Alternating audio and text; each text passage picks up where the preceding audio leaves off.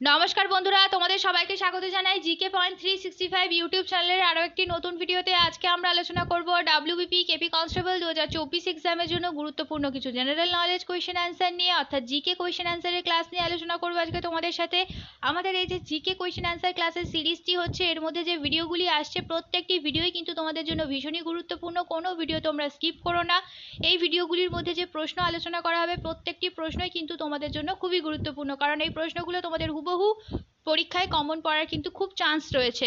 সেই কারণে ভিডিওগুলো স্কিপ করো না। সাথে থাকছে গুরুত্বপূর্ণ প্রশ্ন সংক্রান্ত নানান তথ্য, সেই তথ্যগুলোও তোমাদের জন্য গুরুত্বপূর্ণ এবং ব্যাখ্যা সহকারে প্রত্যেকটি প্রশ্নের আলোচনা কিন্তু তোমাদের সাথে করা হবে। ভিডিওগুলো শেষ পর্যন্ত সেই কারণে তোমরা দেখতে থাকো। ভিডিও যদি ভালো লাগে অবশ্যই আমাদের চ্যানেলটিকে সাবস্ক্রাইব করো, সাথে থাকা বেল বাটনটা ক্লিক করে রেখো ফর অল নোটিফিকেশন। ভিডিওটিকে একটি লাইক করো, তোমার বন্ধুদের সাথে ভিডিওগুলি শেয়ার করে দিও। তাহলে চলো আজকের ভিডিওটা শুরু করা যাক। প্রথম প্রশ্ন, মেগাস্থিনিসের লেখা গ্রন্থের নাম কি? মেগাস্থিনিস কার আমলে ভারতে এসেছিলেন? তিনি এসেছিলেন চন্দ্রগুপ্ত মৌর্যের সময় ভারতে এসেছিলেন। তো মেগাস্থিনিসের লেখা গ্রন্থের নাম কি? দেখো নিচে চারটি অপশন আছে, এটি ইতিহাস থেকে আসা খুব গুরুত্বপূর্ণ একটি প্রশ্ন। তো চারটি অপশনের মধ্যে কোনটি সঠিক উত্তর হয়ে যাবে তোমরা যদি জানো অবশ্যই কিন্তু তোমরা আমাদের কমেন্টে সঠিক উত্তরটা জানাও। সঠিক উত্তর হয়ে যাবে অপশন এ, ইন্ডিকা।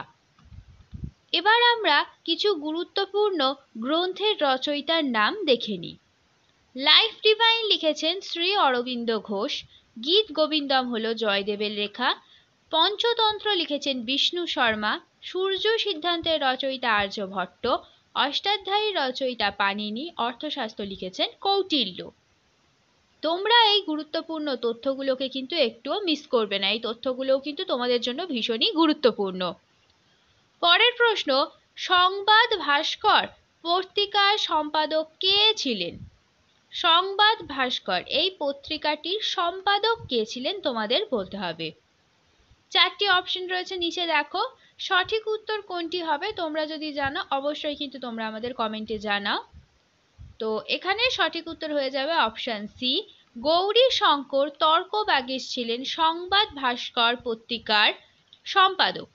এবার আমরা কিছু গুরুত্বপূর্ণ সংবাদপত্রের সম্পাদকের নাম জেনে নিই। তত্ত্ববোধিনী পত্রিকার সম্পাদক হলেন অক্ষয় কুমার দত্ত। অমৃতবাজার পত্রিকার সম্পাদক শিশির কুমার ঘোষ ও মতিলাল ঘোষ। সংবাদ প্রভাকরের সম্পাদক ঈশ্বরচন্দ্র গুপ্ত। বেঙ্গল গ্যাজেটের সম্পাদক জেমস আগাস্টাস হিকি। যুগান্তর পত্রিকার সম্পাদক ভূপেন্দ্রনাথ দত্ত ও বারীন্দ্র কুমার ঘোষ। পরের প্রশ্ন, মহাবিদ্রোহের সময় ব্রিটিশ প্রধানমন্ত্রী কে ছিলেন? মহাবিদ্রোহ কত সালে হয়েছিল আগে আমরা দেখে নিই। মহাবিদ্রোহ হয়েছিল 1857 সালে। আর এই সময় ব্রিটিশ প্রধানমন্ত্রী কে ছিলেন? সঠিক উত্তর হবে অপশন বি, পামস্টন ছিলেন মহাবিদ্রোহের সময় ব্রিটিশ প্রধানমন্ত্রী। পরবর্তী প্রশ্ন দেখি, কোন ভারতীয় সাহিত্যিকের ছদ্মনাম মুন্সি প্রেমচাঁদ? কোন ভারতীয় সাহিত্যিকের ছদ্মনাম ছিল মুন্সি প্রেমচাঁদ? তোমরা সঠিক উত্তর জানলে অবশ্যই কমেন্টে জানাও। তোমরা চেষ্টা করো প্রশ্ন চলাকালীন সঠিক উত্তর কমেন্টে জানানোর, এর মাধ্যমে তোমাদের একটা খুব ভালো প্রিপারেশন হয়ে যাবে।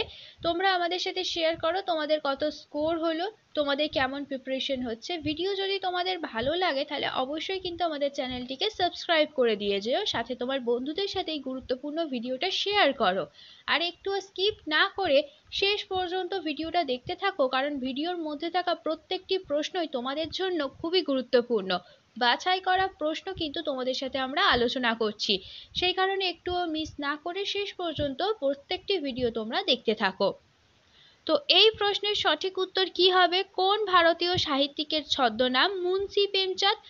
সঠিক উত্তর হয়ে যাবে অপশন বি, ধনপদ রায়ের ছদ্মনাম মুন্সি প্রেমচাঁদ।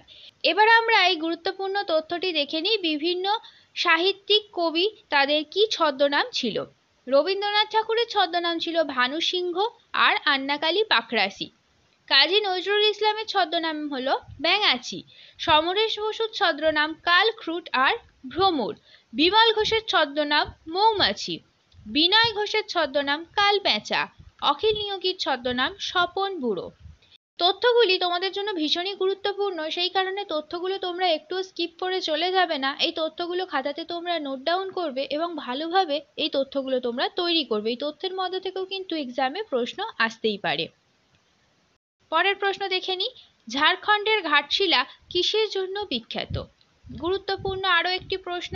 ঝাড়খণ্ডের ঘাটশিলা, এই ঘাটশিলা নামটার সাথে আমরা কম বেশি সবাই পরিচিত। তো এই ঘাটশিলা কিসের জন্য বিখ্যাত তোমাদের বলতে হবে। 4টি অপশন রয়েছে দেখো নিচে। তো সঠিক উত্তর হয়ে যাবে অপশন এ, তামার জন্য ঘাটশিলা কিন্তু বিখ্যাত। পরের প্রশ্ন, হু সর্বাধিক দূষণযুক্ত মহানগর হিসেবে চিহ্নিত করেছে নিচের এই 4টি মহানগরের মধ্যে কোন মহানগরটিকে হু অর্থাৎ ওয়ার্ল্ড হেলথ অর্গানাইজেশন WHO হু সর্বাধিক দূষণযুক্ত মহানগর হিসেবে কোনটিকে চিহ্নিত করেছেন? সঠিক উত্তর এখানে হয়ে যাবে অপশন সি, দিল্লিকে। পরের প্রশ্ন দেখি, সারিস্কা অভয়ারণ্য কোন রাজ্যে অবস্থিত? সারিস্কা অভয়ারণ্য এটি কোন রাজ্যে অবস্থিত? সঠিক উত্তর হয়ে যাবে অপশন ডি, রাজস্থানে অবস্থিত সারিস্কা অভয়ারণ্য। পরের প্রশ্ন, ওম্যানস ইকুয়ালিটি ডে কবে পালন করা হয়? গুরুত্বপূর্ণ একটি প্রশ্ন, ভিভিআই প্রকারও প্রশ্নটিকে। ওম্যানস ইকুয়ালিটি ডে কবে পালন করা হয়? সঠিক উত্তর হবে অপশন বি, 26শে আগস্ট ওম্যান ইকুয়ালিটি ডে পালন করা হয়। পরের প্রশ্ন, গান্ধীজি ডান্ডি যাত্রা কোথা থেকে শুরু করেছিলেন? গান্ধীজির ডান্ডি যাত্রা এটি কোথা থেকে শুরু হয়েছিল? সঠিক উত্তর তোমরা যদি জানো অবশ্যই আমাদের তোমরা কমেন্টে জানাও।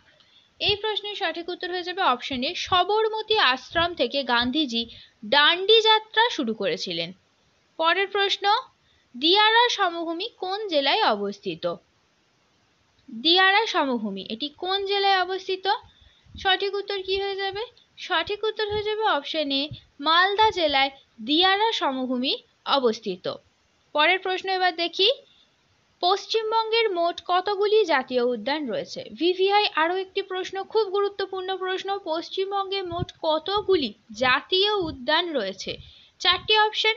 অপশন এ 4টি, অপশন বি 5টি, অপশন সি 6টি, অপশন ডি 7টি। কোনটি সঠিক উত্তর? পশ্চিমবঙ্গে মোট কতগুলি জাতীয় উদ্যান রয়েছে? সঠিক উত্তর হয়ে যাবে অপশন সি, মোট 6টি জাতীয় উদ্যান আছে পশ্চিমবঙ্গে। এবার চলো এক এক করে আমরা জাতীয় উদ্যানের নামগুলি জেনে নিই। সুন্দরবন জাতীয় উদ্যান, নেওড়া উপত্যকা জাতীয় উদ্যান, বক্সা জাতীয় উদ্যান, সিঙ্গলীলা জাতীয় উদ্যান, গরুমারা জাতীয় উদ্যান আর হলো জলদাপাড়া জাতীয় উদ্যান। এই 6টি জাতীয় উদ্যান রয়েছে মোট পশ্চিমবঙ্গে। পরের প্রশ্ন, ভারতের দীর্ঘতম গিরিপথ কোনটি? তোমরা সঠিক উত্তর জানলে আমাদের কমেন্টে তোমরা অবশ্যই জানাও। ভারতের দীর্ঘতম গিরিপথ কোনটি? সঠিক উত্তর হয়ে যাবে অপশন এ, ডুংরিলা পাস। ভারতের দীর্ঘতম গিরিপথের নাম হলো ডুংরিলা পাস। পরের প্রশ্ন দেখি, তত্ত্ববোধনী সভার প্রতিষ্ঠাতা কে ছিলেন? ভিভিআই একটি প্রশ্ন, তত্ত্ববোধনী সভার প্রতিষ্ঠাতা কে ছিলেন? সঠিক উত্তর হয়ে যাবে অপশন ডি, দেবেন্দ্রনাথ ঠাকুর তত্ত্ববোধনী সভার প্রতিষ্ঠাতা ছিলেন। এবার আমরা কিছু গুরুত্বপূর্ণ শিক্ষা প্রতিষ্ঠানের প্রতিষ্ঠাতা এবং সাল দেখে নিই। তত্ত্ববোধনী পাঠশালার প্রতিষ্ঠাতা হলেন দেবেন্দ্রনাথ ঠাকুর আর এটি 1840 সালে স্থাপিত হয়। বিশ্বভারতীর প্রতিষ্ঠাতা হলেন রবীন্দ্রনাথ ঠাকুর, সাল হলো 1921। অ্যাংলো হিন্দু কলেজ রাজা রামমোহন রায় প্রতিষ্ঠা করেন আর এটি প্রতিষ্ঠা করেছিলেন 1822 খ্রিস্টাব্দে। National education council Satishchandra Mukherjee প্রতিষ্ঠা করেছেন 1906 খ্রিস্টাব্দে। মেডিকেল কলেজ লর্ড বেন্টিং প্রতিষ্ঠা করেছেন 1835 খ্রিস্টাব্দে। কলকাতা বিশ্ববিদ্যালয় চার্লস উড প্রতিষ্ঠা করেছেন 1857 খ্রিস্টাব্দে।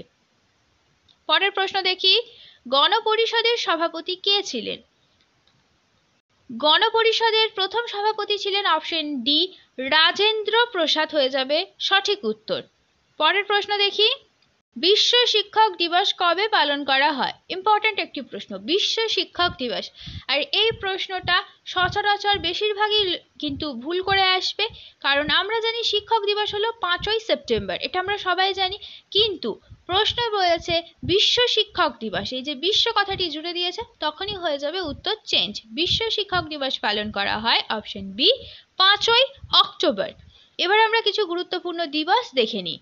26শে জানুয়ারি আন্তর্জাতিক শুল্ক অর্থাৎ কাস্টমস দিবস। 2রা ফেব্রুয়ারি বিশ্ব জলাভূমি দিবস। 22শে মার্চ বিশ্ব জল দিবস। 22শে এপ্রিল বিশ্ব ধরিত্রী দিবস। 31শে মে বিশ্ব ধূমপান দিবস। পরের প্রশ্ন, ওজোন স্তরের ছিদ্রের কারণ কি?